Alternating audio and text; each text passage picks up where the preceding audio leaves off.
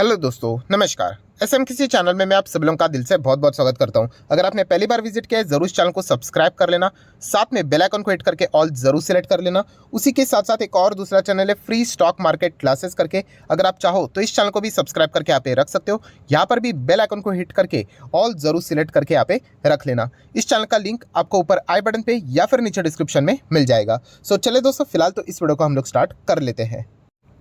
सो दोस्तों, अभी हम लोग आ चुके हैं बिल्कुल हमारे नॉर्मल स्क्रीन के ऊपर। एंड दोस्तों, यहाँ पे हम लोग बात करने वाले हैं 3 से 4 ऐसे स्टॉक के बारे में जो कि फंडामेंटली बहुत ही ज़्यादा स्ट्रांग है।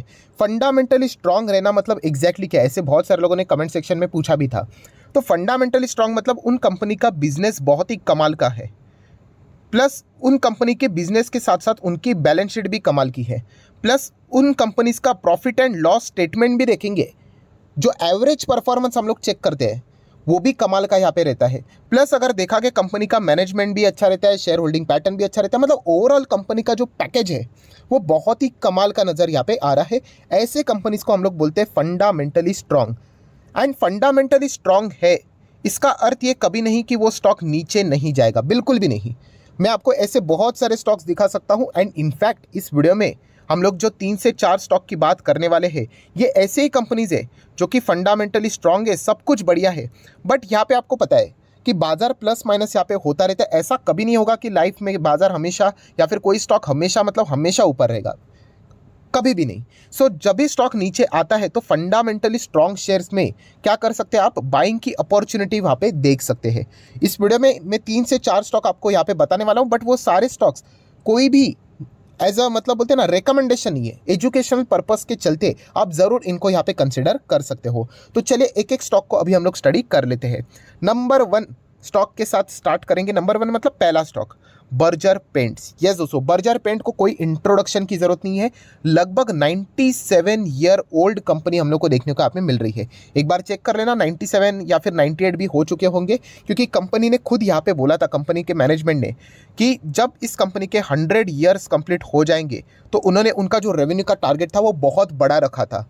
सो इसीलिए वो चीज़ें अभी भी याद है कि बर्जर पेंट की अगर मैं बात करूँ तो 97 टू 98 ईयर ओल्ड कंपनी देखने को आप पे मिल रही है। सो इतनी पुरानी कंपनी है।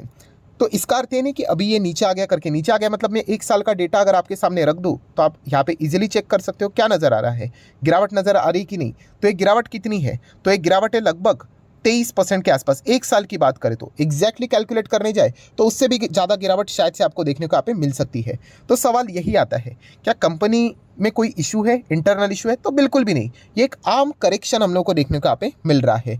सो इसी के बदौलत बर्जर पेंट नीचे है, वरना 5 साल का डेटा देखोगे तो आप खुद देख सकते हैं यहाँ से लेके यहाँ तक कंपनी का जो नेट अभी तक का जो रिटर्न है वो लगभग 135% के रिटर्न हम लोग को देखने को यहाँ पे मिल रहे हैं, जो कि आप इजीली यहाँ पे भी चेकआउट यहाँ पे कर सकते हो। सो प्रॉब्लम वही है दोस्तों, जो मैं हमेशा कहता हूँ कि स्टॉक मार्केट में कोई भी कंपनी सर्कल के हिसाब से चलती है। सर्कल आप लोगों ने देखा है कि कभी आप टॉप पे रहोगे तो कभी आप बॉटम पे रहोगे, तो वापस आप कभी ना कभी अगर आपका बिजनेस अच्छा है तो टॉप पे आओगे। एंड इसी प्रकार से कंपनियां रन यहाँ पे होती है। अगर मैं मैक्सिमम चार्ट पैटर्न भी अगर बर्जर पेंट का आपके सामने ओपन कर दूँ तो आप इजीली देख सकते हो कि कंपनी कई साल पुरानी है। एंड वहाँ से लेके यहाँ तक एक दिन में यहाँ पे नहीं पहुँचे, ना ही 1 साल में, कई मल्टीपल्स प्लस माइनस करके इन कंपनीज ने ये मुकाम हासिल किया है। तो कंपनी का बिजनेस कैसा है, कंपनी का बिजनेस अच्छा है। नंबर 1 कंपनी कौन सी है पेंट सेक्टर में, तो हर किसी को पता है वो है एशियन पेंट। लगभग 40% से ज़्यादा मार्केट शेयर कैप्चर करके बैठा हुआ है। उसके बाद अगर आती है दोस्तों तो वो है Berger paint. And Berger paint का मार्केट शेयर है 15 से 16, 17, 18, मतलब चेंज होता रहता है, 15 से 19% के बीच में आप चाहो तो ऐसा यहाँ पे बोल सकते हैं। सो एशियन पेंट तो बहुत दूर है, बट इसका अर्थ ये नहीं कि बर्जर पेंट कोई वाहियात कंपनी है। मल्टीपल टाइम्स इस कंपनी ने बोनस दिया है, डिविडेंड भी यहाँ पे दिया है।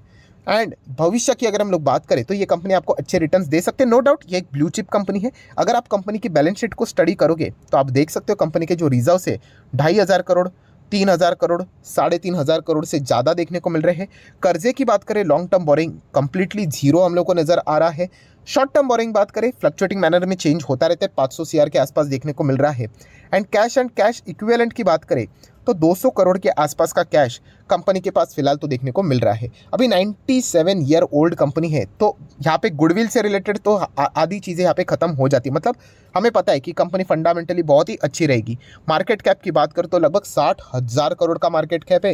एंड उसी के साथ साथ अगर आप नीचे यहाँ पे आओगे तो ये देखिए कंपनी एशियन पेंट के बाद सेकंड नंबर पे यहाँ पे हम लोग को देखने को अब मिल रही है। नेक्स्ट अगर हम लोग बात करें तो कंपनी का एवरेज परफॉर्मेंस जो कि हम लोगों को कंपनी के पीएनएल में देखने को यहाँ पे मिल जाएगा, तो वो भी आप चेक कर सकते हो। कंपनी का नेट प्रॉफिट पिछले 10 साल का 150 था, 180 करोड़, 218 करोड़, देन 250 करोड़ करते करते 265, 370, 400 करके फिर 600, 700, 800 एंड राइट नाउ 950 करोड़ का नेट प्रॉफिट कंपनी ने फिलहाल तो यहाँ पे दिखाया है। सो कंपनी का नेट प्रॉफिट में कंसिस्टेंसी भी बहुत ही कमाल की नज़र यहाँ पे आ रही है।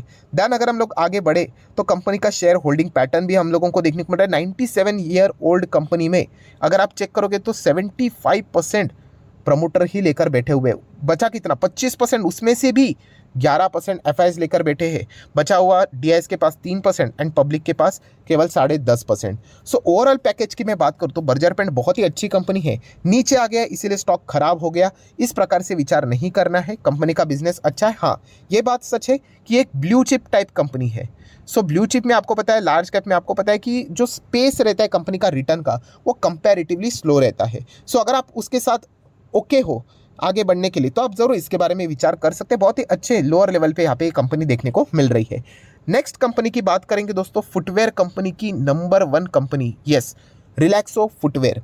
सो रिलैक्सो फुटवेयर की बात करें तो फिलहाल आप यहाँ पे चेक कर सकते हो 892 पे ये स्टॉक हम लोग को देखने को यहाँ पे मिल रहा है। ठीक है, यहाँ पर भी चेक करोगे एक साल का परफॉर्मेंस 30% यहाँ पे गिरावट देखने को मिल रही है। नो डाउट ये एक मिड कैप कंपनी है। एंड अगर हम लोग इसका 5 साल का डेटा देखेंगे, सेम वही कहानी, 5 साल में आपको अच्छे रिटर्न्स देखने को मिल रहे हैं, 200, 200, 300%। एंड डोंट फॉरगेट, जबकि ये कंपनी टॉप लेवल से 30% डाउन है, तब जाके 5 साल के रिटर्न आपको 200% देखने को मिल रहे हैं, वरना उससे भी ज़्यादा रिटर्न्स देखने को मिल रहे थे। तो ये तो नॉर्मल सी बात है, बट बताने का मकसद क्या है, रिलैक्सो फुटवेयर भी बहुत ही कमाल की कंपनी है। हाँ, नो डाउट इन्फ्लेशन के चलते हम लोगों ने देखा था कि फुटवेयर का इन्फ्लेशन बहुत ही पीक पे देखने को मिल रहा है, तो इसके चलते कंपनीज के रिजल्ट के ऊपर हम लोग को जरूर इम्पैक्ट पड़ते हुए देखने को मिला, बट इट्स एक्सटर्नल इशू। सो ये हर एक कंपनी में हम लोग को देखने को यहाँ पे मिल रहा है। सो रिलैक्सो फुटवेयर की भी बात करें तो आप इसकी चाहो तो बैलेंस शीट को स्टडी यहाँ पे कर सकते हो, जहाँ पे रिजर्व्स आप देख लेना कि 1200 करोड़, 1500 करोड़, 1700 करोड़ के रिजर्व्स है। देन आगे बढ़े तो लॉन्ग टर्म बोरिंग हमें बिल्कुल जीरो नजर यहाँ पे आ रहा है। शॉर्ट टर्म बोरिंग की बात करें, फ्लक्चुएटिंग मैनर में चेंज होता है, पहले 19 था, फिर 0 हुआ, फिर वापस 20 नजर आ रहा है। देन अगर हम लोग बात करें कैश एंड कैश इक्विवेलेंट, तो वो भी कंपनी के पास लगभग 4-7, अभी 12.5 का कैश देखने को मिल रहा है। तो ये भी कंपनी अच्छी है। नो डाउट इस कंपनी में एक रिस्की फैक्टर है, वो है कि कंपनी मिड कैप क्वालिटी की है। 22,000 करोड़ का मार्केट कैप है, तो वॉलेटिलिटी तो रहेगी ही रहेगी, तो ये पॉइंट आपको पता होना चाहिए। अच्छी बात यह है कि लेदर सेक्टर में जो आपको फुटवेयर सेगमेंट देखने को मिलता है, उसमें as per the market cap ये फिलहाल हम लोग को नंबर 1 पोजीशन पे देखने को यहाँ पे मिल रही है। सो जरूर अगर आप चाहो तो रिलैक्सो फुटवेयर के भी नंबर्स को स्टडी कर सकते हो। यहाँ पे भी अगर आप चेक करोगे शेयर होल्डिंग पैटर्न, तो कंपनी के प्रमोटर के पास कितना है, 70% की होल्डिंग है। बचा 30 में से एफआईएस के पास 3%, डीआईएस के पास 7-7.5%, पब्लिक के पास लगभग 18.5%। सो ओवरऑल अगर हम लोग बात करें तो रिलैक्सो फुटवेयर का भी परफॉर्मेंस कमाल का है।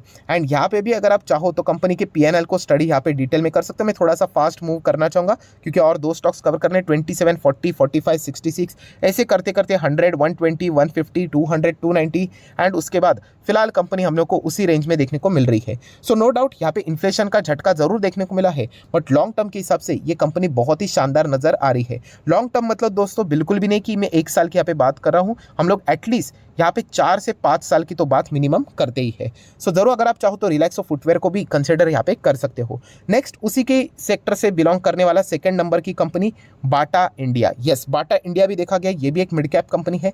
1 साल के रिटर्न की बात करें तो सेम 18% की गिरावट, 18.5%, इनफैक्ट 19% की गिरावट बाटा में भी देखने को मिली है। 5 साल का डेटा देखोगे तो 126% के रिटर्न। सो अगेन ज़्यादा टाइम यहाँ पे खर्च नहीं करना चाहूँगा, बाटा भी बहुत ही शानदार कंपनी है, बट सेम चीज़ जैसे मैंने आप लोगों को रिलैक्सो में बताई थी, इसका आप चेक कर सकते हो बैलेंस शीट मैंने ओपन की है तो मेरे रिजर्व्स के साथ ही शुरू कर लेता हूँ, फटाफट कवर कर लेता हूँ। तो आप चेक कर सकते हो 1700-1800 करोड़ के रिजर्व है। कर्जे की बात करें तो लॉन्ग टर्म बोरिंग बिल्कुल जीरो है। शॉर्ट टर्म बोरिंग की अगर हम लोग बात करें, बाटा में यह मतलब प्योर डेट फ्री कंपनी है। एंड कैश इक्विवेलेंट की बात करें तो लगभग 1000 के आसपास का कैश, 900-950 के आसपास का कैश देखने को मिल रहा है। सो बाटा की बात करें तो यस, ये भी एक कंपनी मिड कैप ही है, बिल्कुल 22,000 सेम जितना रिलैक्सो का साइज है उतनी ही साइज की एक कंपनी हम लोग को देखने को मिल रही है। एंड इस कंपनी की अगर हम लोग शेयर होल्डिंग पैटर्न की बात करें तो आप यहाँ पे देख सकते हो कि कंपनी बहुत पुरानी है। एंड 50% प्रमोटर के पास है, 7-8% एफआईएस के पास, डीआईएस के पास 30% के आसपास, पब्लिक के पास 13%। सो आप चाहो तो बाटा को भी कंसिडर कर सकते हो। अगेन ये भी कंपनी कंपैरेटिवली स्लो चलती है, ये एक पॉइंट आपको थोड़ा बहुत पता होना चाहिए। एंड आखिरी स्टॉक की अगर मैं बात करूँ तो फार्मा सेक्टर का नंबर 1 स्टॉक डिवीज लैब। ये मार्केट का दस्तूर है, जब स्टॉक भागता है हमें अच्छा लगता है, जब स्टॉक गिर गया तो वो खराब हो गया।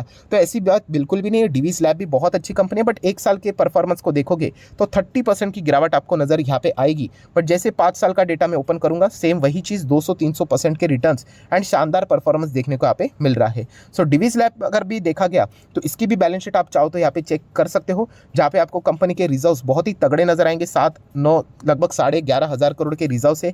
कर्जे की बात करें तो लॉन्ग टर्म बोरिंग बिल्कुल जीरो नजर यहाँ पे आ रही है। शॉर्ट टर्म बोरिंग की भी बात करें तो यहाँ पे भी जीरो, मतलब प्योर डेट फ्री कंपनी है।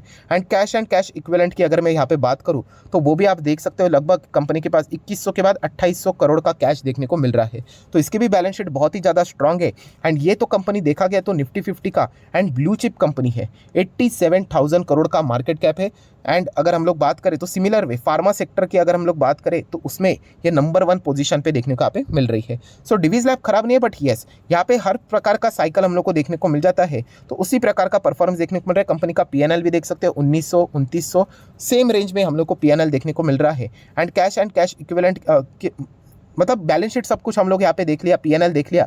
उसके बाद अगर शेयर होल्डिंग पैटर्न की बात करें, प्रमोटर तो 52% प्रमोटर के पास, एफआईएस के पास लगभग 15%, डीआईएस के पास लगभग 20% से ज़्यादा, एंड पब्लिक की बात करें तो लगभग 11-12% के आसपास। सो ओवरऑल कंक्लूजन में इतना ही कहना चाहूँगा दोस्तों, ये जितने भी कंपनीज मैंने अभी आप लोगों के सामने यहाँ पे रखे थे 3 से 4 कंपनीज, आप जरूर इनको क्या कर सकते हो, यहाँ पे चाहो तो यहाँ पे इनको स्टडी कर सकते हो। ये मेरा कोई रिकमेंडेशन नहीं था कि आप जाके इनमें ब्लाइंडली निवेश करो करके। सिर्फ निवेश करके काम नहीं चलता है, मैंने मल्टीपल टाइम आपको बताया कि होल्ड भी करना आना चाहिए। जो बस सुनी सुनाई बातों के ऊपर जाकर किसी की बातों को सुनकर निवेश कर लेते हैं, आप सभी लोगों को पता है वो गिरावट में स्टॉक्स को होल्ड नहीं कर पाते। 2020 क्रैश में भी यही देखने को मिला। जिन्होंने खुद से स्टडी की थी, रिसर्च की थी, उन्होंने उन स्टॉक्स को गिरावट में खरीदा, या फिर अगर उनके पास पूंजी भी नहीं थी उन्होंने होल्ड किया। बट जिन्होंने बस सुनी सुनाई बातों को देखकर यहाँ पे मतलब सुनकर यहाँ पे पैसा लगा दिया, तो उन्होंने 2020 क्रैश में डर के मारे बेच दिया और बाद में वो पछता रहे थे। तो इसलिए यहाँ पे ब्लाइंडली जाना नहीं है, बट यस इन 3 से 4 स्टॉक्स को आप क्या कर सकते हो, जरूर